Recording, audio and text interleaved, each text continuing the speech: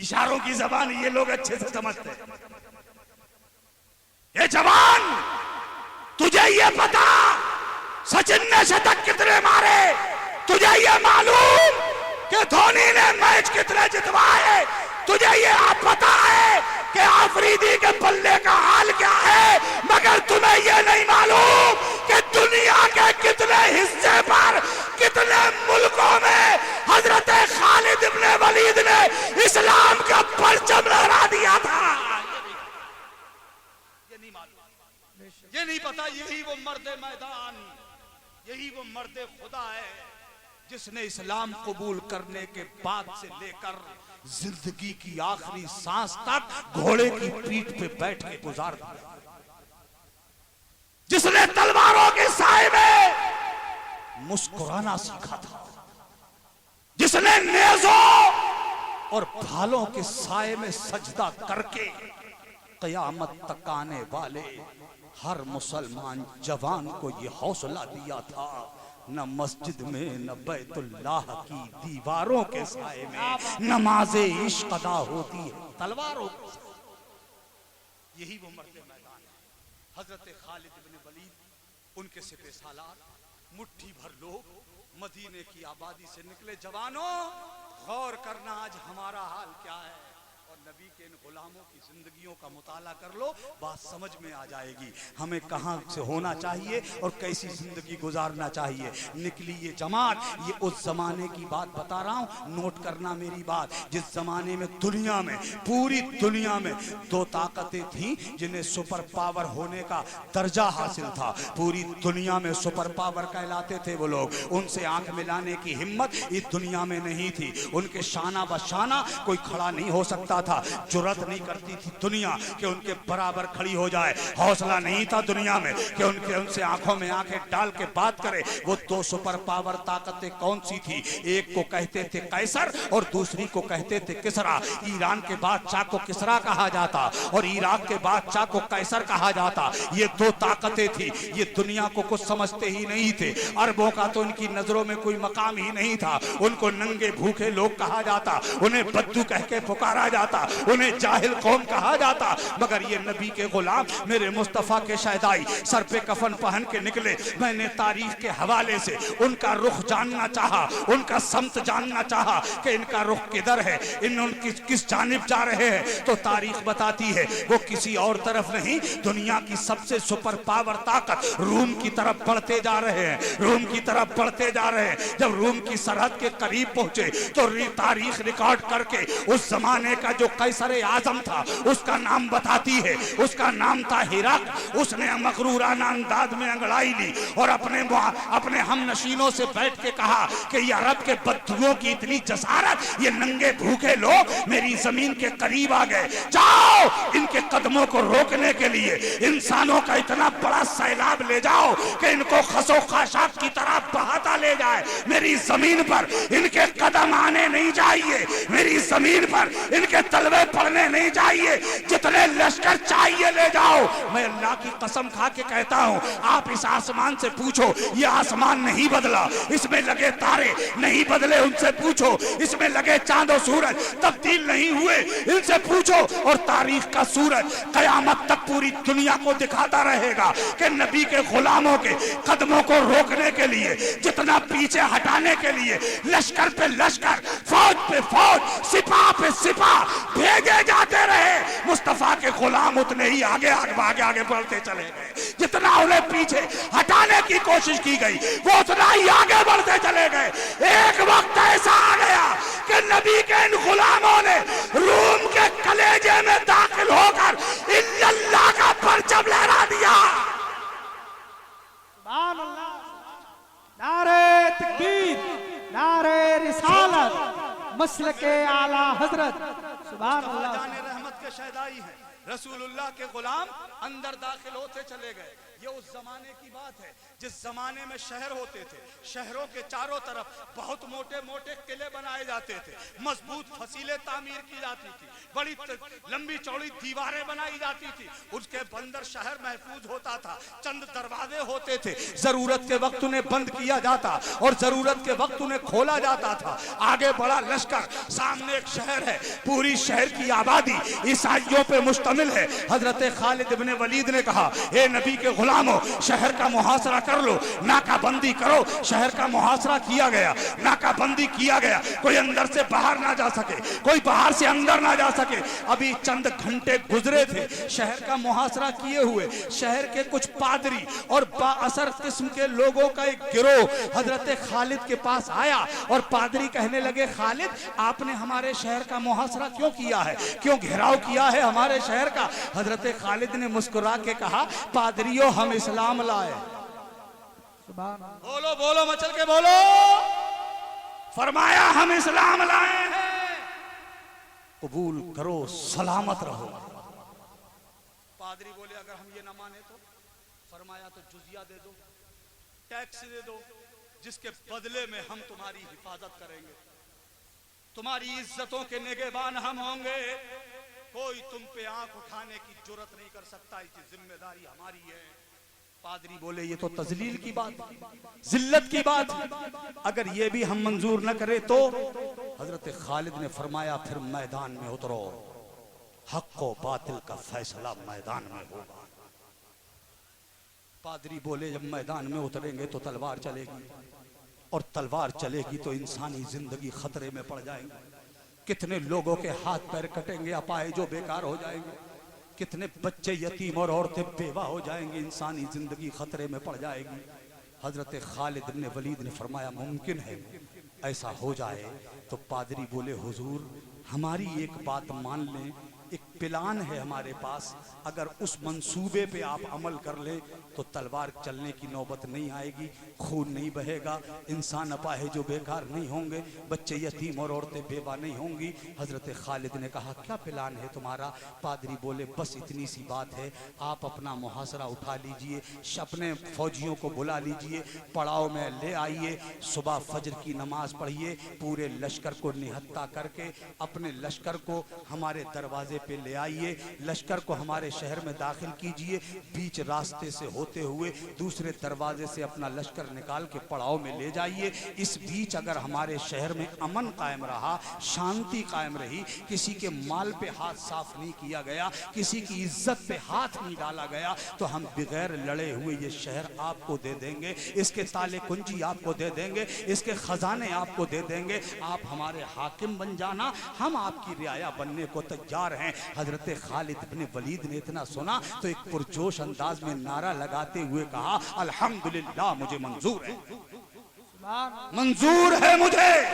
उठा लो मुहासरा। उठा लिया गया, पड़ाव में आए, फजर का वक्त हुआ, हजरत खालिद इब्ने वलीद ने नमाज पढ़ाई। फजर की नमाज के बाद मुख्तसर सा खुतबा दिया। बहुत इख्तिसार के साथ मैं आपको उस मंजिल तक ले जाना चाहता हूँ जहाँ पहुँच के मैं आपको आईना दिखा सकूँ। ये जवानों, बहुत गौर से और अपने पल्लू में बांध के ले जाना उस आखिरी जुमले को अपने साथ में, जो हमारी जिंदगी में बदलाव लाने के लिए बहुत काफी है। सुन के जाना जवानों, अब जरा गौर से सुनो।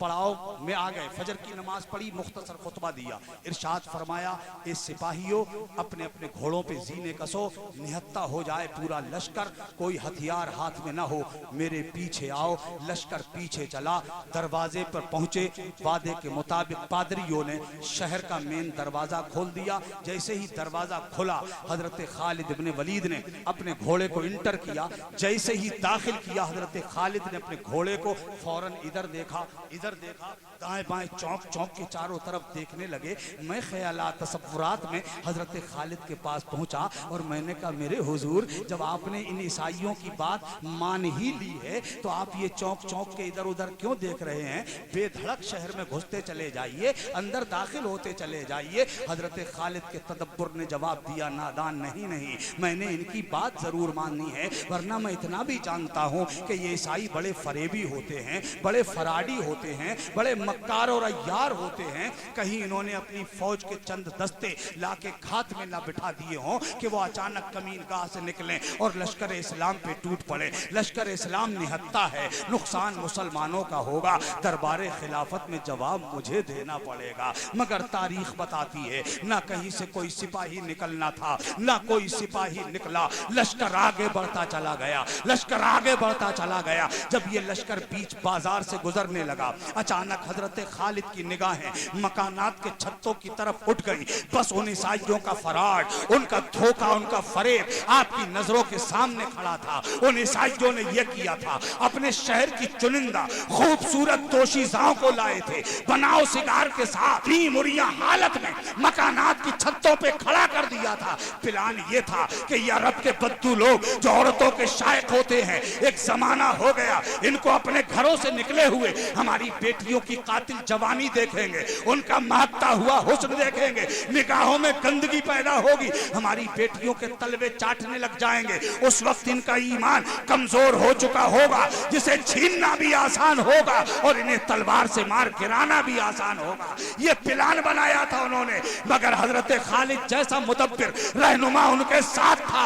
हजरत खालिद प्लान समझ गए, फौरन पलटे और पलटकर आपने सिपाहियों से गरजदार आवाज में इरशाद फरमाया, ए नबी के गुलामों, तुम तो अपने नबी की अदाओं पर जिंदगी गुजारने वाले लोग हो। तुम्हारे नबी की अदा ये है कि जब जमीन पे चला करो तो नजरें उठा के न चला करो, नजरें झुका के चला करो। ये तुम्हारे नबी की अदा है, ये तुम्हारे नबी की सुन्नत है। बस इतना सुनना था।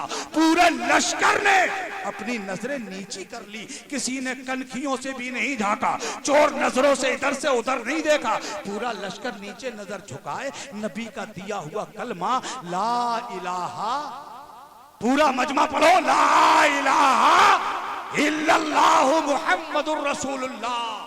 तराने की शक्ल देता है और पूरा लश्कर पढ़ता हुआ दूसरे दरवाजे से होके पड़ाव में आ जाता है। अभी जीने नहीं उतार पाए थे घोड़ों की कि शहर का सदर दरवाजा खोला है, उसमें से आगे आगे पादरी हैं, उनके सरों पे थाल सजे हैं, उनके पीछे मर्द हैं, उनके पीछे बच्चे हैं, उनके पीछे औरतें हैं। पूरी शहर की जनता, पूरी शहर की रियाया और आवाम चली आ रही है। पादरी करीब आए, जो थाल सजे थे उन्हें सरों से नीचे उतारा, उनमें हीरे जवाहरात, याकूत मरजान, सोना चांदी, दराहिमो दनानीर यानी खजाना था शहर का, लाके कदमों में डाल दिया। एक में ताले कुंजी थे, कदमों में ढेर कर दिए। हजरत खालिद इब्ने वलीद ने कहा, पादरियों एक बात तो बताओ, तुम्हें अगर ईफाए अहद ही करना था, तुम्हें अपना वादा निभाना था, तो ये काम तो तुम तन्हा भी कर सकते थे, अकेले में कर सकते थे। सारी अवाम को क्यों लेके आए हो? सारी जनता को क्यों परेशान किया है तुमने? इन्हें क्यों बुला के लाए हो? तुम पादरियों ने उस वक्त कहा, हुजूर हम इन्हें लेके नहीं आए, ये हमें लेके आए हैं। इनका कहना ये है, खजाने करो खालिद के हवाले, ताले कुंजी करो खालिद के हवाले, शहर करो खालिद के हवाले, और खालिद से कह दो हम सबको करें अपने नबी के हवाले। ये पूरा शहर कलमा पढ़कर मुसलमान होने आया। सबको सुभान अल्लाह, कलमा पढ़ के मुसलमान होने आए।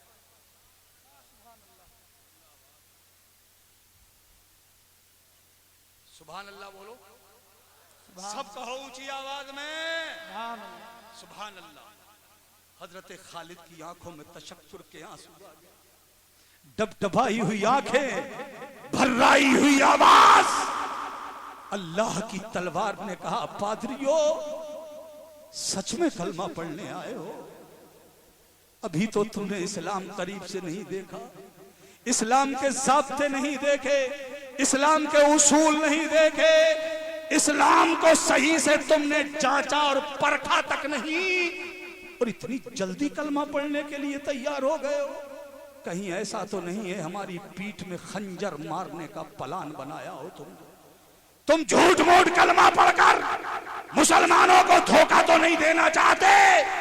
इतना जो कहा हजरत खालिद ने, तो पादरी उस वक्त रोने लगे, और रोते हुए उस वक्त उन पादरियों ने एक जुमला कहा था जो तारीख की छाती में सुनहरी अल्फाज से लिखने के काबिल है।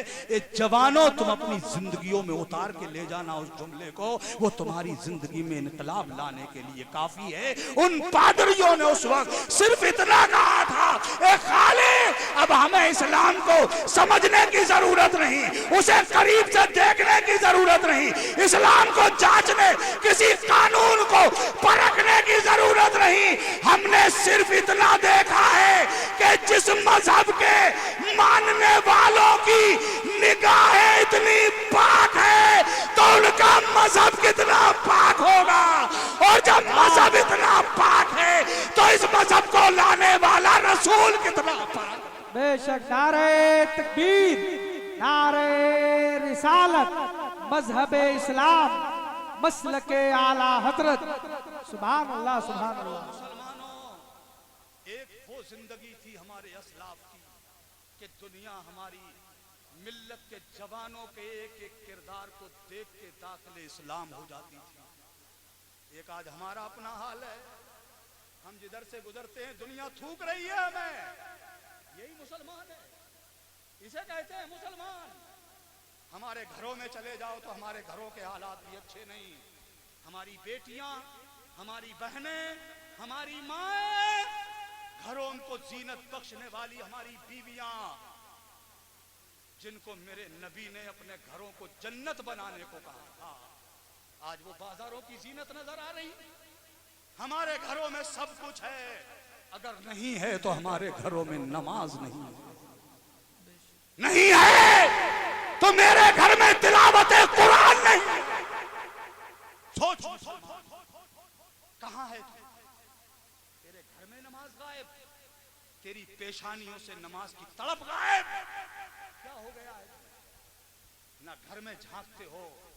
आज मेरी बहन बेटियां कुछ आई हैं और खुशी की बात यह है कि जामितो बनात, मदरसतुल बनात, जामितो जहरा, बरकाते जहरा, जामितुल बनात बरकाते जहरा, बहुत अच्छा नाम है। ये अपनी बेटियों को सैयदा जहरा की सीरत देने के लिए, हमारी बेटियों के अंदर दीनी माहौल और जज्बा पैदा हो जाए, इसलिए इन्होंने इदारा कर दिया। सैयदा तैयबा ताहिरा आबिदा जाहिदा पारसा खातून जन्नत हजरत सैयदा फातिमा जहरा, सब बोलो सुभान अल्लाह। उनकी जिंदगी अगर मेरी बेटी अपनी जिंदगी में उतार ले, आज मेरी बहन उनका किरदार अपनी जिंदगी में दाखिल कर ले, मैं अल्लाह की कसम खा के कहता हूं कि हमारे मर्दों की इज्जत वही हो जाएगी जो माजी में थी। मेरी बहनों आई हो तो सुनो, सैयदा जहरा की सिर्फ एक सीरत सुनो और मैं अपनी बात खत्म कर रहा हूं, क्योंकि अब हमारे पास न लंबी चौड़ी तकरीर करने सुनने का टाइम है और ना ही करने वाले मौजूद हैं। ख्याली पुलाव पकाए जाते हैं हमारे यहाँ, बैठे बैठे जन्नती बनाया जाता है हमारे यहाँ, और हम इसी खुशफहमी में मुब्तला हैं कि हम जलसे में जाएंगे, नारा लगाएंगे और फिर घर वापस आ जाएंगे, जन्नत मिल जाएगी। आला हजरत ने तो ये कहा था ना, वो तो निहायत सस्ता सौदा बेच रहे हैं जन्नत का, हम मुफलिस क्या मोल चुकाएं, अपना हाथ ही खाली है। खाली हाथ लेकर आने वालों, खाली हाथ जाने वालों समझते हो जन्नती बन गए। आओ सैयदा फातिमा की कनीज़ें कुछ बैठी है यहाँ, मेरी बेटियां बैठी हैं, उनके नाम मदरसा जहरा के की तरफ से एक पैगाम है। माँ को का किरदार कितना बुलंद होना चाहिए, माँ का हाल कितना अजीम होना चाहिए। सुनो, खुद हजरत सरकारे सैयदुश्शोदा इमाम आली मकाम सरकार इमाम हुसैन अला जद्दही वालैहिस्सलातु वस्सलाम खुद इरशाद फरमाते हैं कि मेरी माँ, जब हम छोटे से थे, हमारा बचपना था, हमारी मोहतरम माँ इशा की नमाज पढ़ती थी। क्या कहते हैं इशा की नमाज? क्या करती थी? डर क्यों रहे हो, बोलो ना। पढ़ती थी। आज किसी घर को तलाश करके देखो, इल्ला माशाअल्लाह शायद कोई घर होगा जिस घर में हमारी बेटी इशा की नमाज पढ़ रही है। शायद कोई ऐसा खुशनसीब बाप होगा आज के दौर में कि जब बाप दुनिया की उलझनों से जूझ कर अपने घर की दहलीज पे कदम रखे तो उसकी बेटी सहन में अल्लाह को सजदा कर रही है।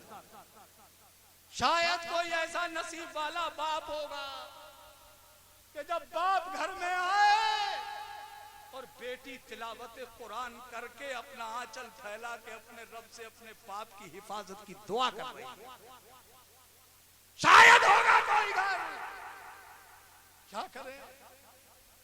ए सैयदा ज़हरा की कनीज़े बनने का हौसला रखने वाली मेरी बेटियों, हजरत इमाम हुसैन कहते हैं हमारी माँ सैयदा फातिमा ईशा की नमाज पढ़ती, हमें तो सुलाने की कोशिश करती मगर खुद नहीं सोती। खजूर की बनी हुई टूटी चटाई उस पे खड़ी होती सैयदा फातिमा, नियत बांधती नमाज की, इतना लंबा कयाम करती मेरी माँ। आज के तनाजुर में देखें तो लगता है कि एक एक कयाम में सैयदा फातिमा 15-15 पारों की तिलावत कर लिया करती। सुभान अल्लाह, सुभान। रुकू बहुत दराज, सजदे में सर रखती तो सैयदा के सजदों का तो ये आलम होता। कई बार के रात गुजरना शुरू होती, सजदा लंबा होता चला जाता, यहाँ तक के रात पूरी निकल जाती। फजर का वक्त हो जाता, सहर नमूदार हो जाता, फजर तुलू हो जाता, सज्जदा का एक सजदा मुकम्मल नहीं होता। सर उठाती, पाँव फट गई, फजर का वक्त हो गया। सज्जदा फातिमा ने रब की बारगाह में हाथों को दराज करके कहा, मेरे मालिक तूने कितनी छोटी छोटी रातें बनाई हैं कि तेरी रात खत्म होती है, मेरा एक सजदा तक पूरा नहीं होता। ए अल्लाह, एक इतनी बड़ी रात बना दे जिस रात में तेरे महबूब की बेटी दिल खोल के सजदा करे। अरे मियां, जब माँ ऐसी नमाजी होती है तो उसका बेटा भी 56 साल की उम्र में 3 दिन का भूखा और प्यासा, सुबह से लेकर दोपहर तक सगे बेटों, भतीजों, भांजों, भाइयों, दोस्तों, अहबाब के लाशें उठाते उठाते जिसके बाजू शल हो गए हो, बदन पूरा जख्मों से चूर हो गया हो, जिस्म का आखिरी कतरे खून निकल के रेत में खुश्क हो गया हो, जब घोड़े पे न ठहर पाए हो, नीचे जमीन पर तशरीफ ले आए हो, खंजर लिए दुश्मन सर पे खड़ा हो, ऐसे वक्त में भी इस नमाजी माँ का बेटा आखिरी बार अपनी जिंदगी का आखिरी सजदा करता है। बेशक सजदे में सर, खंजर लिए दुश्मन खड़ा है, तलवारें लहराई जा रही है। मैंने तसव्वुरात में पहुंच के कहा, मेरे आका आपसे पहले भी बहुत शहादतें हुई, आपके बाद भी बहुत होंगी, मगर मेरे शहंशाह ये अंदाज निराला किसी और का नहीं देखा गया। ये अंदाज जो आपका है शहादत का, सजदे में सर है, दुश्मन खंजर तलवार लिए खड़ा है और आप सजदा कर रहे हैं। तो मेरे इमाम की शहादत में कहा, नादान, मैंने अपनी माँ सैयदा फातिमा को सजदे में सर रखकर आवाज दे के कहा, माँ देख तेरा बेटा करबला के मैदान में तेरे अधूरे सजदे को पूरा कर रहा है। नारे तकबीर, नारे रिसालत, जामियतुल बनात बरकाते ज़हरा, नारे तकबीर। सजदे औरों ने किए, तेरा नया अंदाज है, तूने वो सजदा किया जिस पर खुदा को नाज है। हो सके तो लाइए दोनों जहां मीजान में, मैंने एक सजदा ज़मीने करबला से ले आया। गौर करो मुसलमानों, तवज्जो करो मेरी बेटियों, अपनी जिंदगी में बदलाव लाओ, दीनी माहौल, दीनी जज्बा पैदा करो। अल्लाह की कसम, जिस दिन तुम जाग जाओगी, जिस दिन तुम बेदार हो जाओगी, जिस दिन तुम जागोगी, उस दिन ये जमाना जाग जाएगा। आज मेरी बेटी जाग जाए, आज मेरी बहन जाग जाए, बहुत शौक है तुम्हें डिमांड करने का, बहुत शौक है तुम्हें फरमाइशें करने का। शौहर का मूड अच्छा देखती हो, मांग लेती हो कुछ ना कुछ, और मांगती भी क्या हो, वही निरी दुनिया, सोना चांदी रुपया पैसा कपड़ा लत्ता, बस इसके सिवा कुछ नहीं। आज एक बेटी अपने बाप का मूड अच्छा देखती है, कोई ना कोई फरमाइश रख देती है। एक बहन भाई का मूड अच्छा देखती है, कुछ ना कुछ तलब कर लेती है। एक माँ बेटे का मूड अच्छा देखती है, किसी ना किसी चीज का हुक्म दे देती है। होता है ना, बोलो होता है ना हमारे घरों में, ये होता है। मगर मैं कहता हूं मेरी बहनों, बहुत मांग ली तुमने दुनिया, आज से अपनी डिमांड का अंदाज बदल दो, आज से तुम मांगने का हाल बदल दो।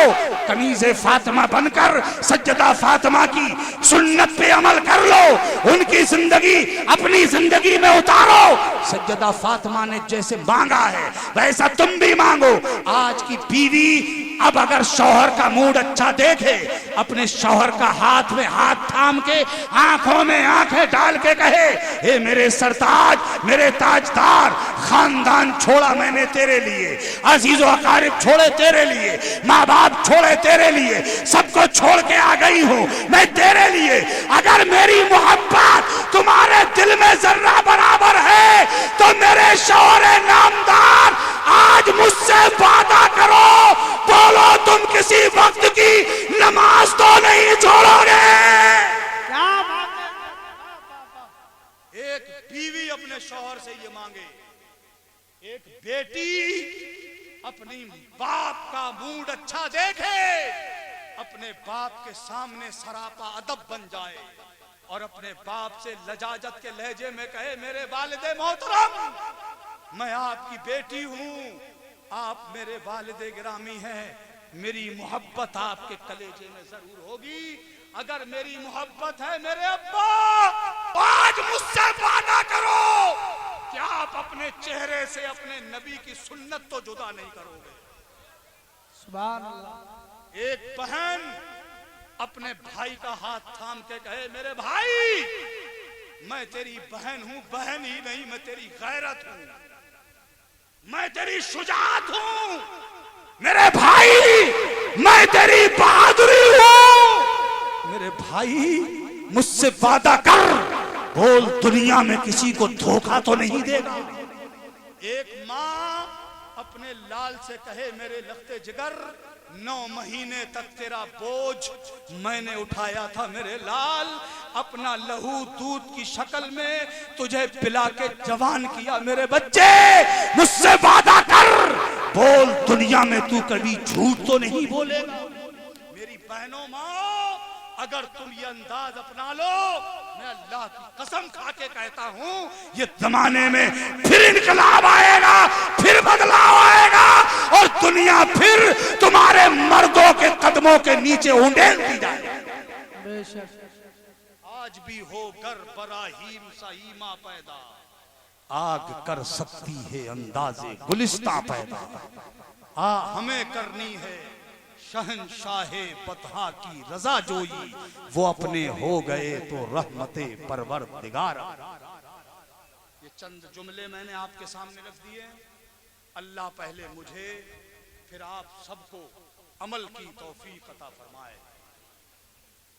अब आपके ये मोहतरम मुअज़्ज़ज़ मेहमान मौजूद हैं, ये शहजादे खालिद मिल्लत नवासे सरकार मुफ्ती आदम हिंद जलवा अफरोज हैं और बहुत अच्छा वक्त, बहुत अच्छा मौका। और मुसलमानों, एक बात बताऊं मैं आपको, अक्लमंद वो होता है जो वक्त से फायदा उठाता है। अगर अब तक किसी सही पीर के दामन तक नहीं पहुंच पाए हो ना, सरकार खालिद मिल्लत के शहजादे तशरीफ फरमा है, दामन पकड़ लेना। यहाँ दामन पकड़ोगे, ये दामन तुम्हारे हाथों में, इनके जरिए से मुफ्ती आदम का दामन होगा, और फिर आला हजरत का दामन, फिर आले रसूल का दामन, फिर गरीब नवाज का दामन, फिर गौसे आजम का दामन, मौला अली का दामन, और हम सब इन दामनों में छुप के नबी के दामन में छुपे होंगे। और जब नबी के दामन में छुपे होंगे तो उस्ताद ज़मन का ये शेर मैदान हश्र में पढ़ा जा रहा होगा। ढूंढा ही करें सदरे कयामत के सिपाही, वो किसको मिले जो तेरे दामन में छुपा हो। हजरत के दामन से वाबस्ती रखें। ये मदरसतुल बनात बरकात ज़हरा जो कारी साहब, मौलाना अहमद रजा साहब, ये लोग जो शाना बशाना मिलकर के मदरसे को कामयाब बनाने में लगे हैं, इनके बाजुओं को मजबूत कीजिए। अपनी बेटियों को दीनी तालीम से आरास्ता कीजिए। दुनियावी तालीम से भी हमने आपके बच्चों को नहीं रोका, दुनिया की भी तालीम दीजिए। ये मेरे नबी का हुक्म है। सारी दुनिया की ज़बानें सीखो ताकि तुम दुनिया की के शर से महफूज रह सको। सारी इल्म हासिल कराइए अपने बच्चों को, दीनी तालीम का जज्बा पैदा कीजिए। वाखिरु दावाना अनिल हम्दुलिल्लाहि रब्बिल आलमीन। सब कलमा पढ़ के मुझे सुनाइए। ला इलाहा इल्लल्लाहु मुहम्मदुर रसूलुल्लाह सल्लल्लाहु ताला अलैहि वालिहि वसल्लम। इस्लाम जिंदाबाद, मसलके आला हजरत पाइंदाबाद, मुसलमानाने अहले सुन्नत कांदरपुर बरेली ताबिंदाबाद। अस्सलामु अलैकुम व रहमतुल्लाहि ताला व बरकातहू।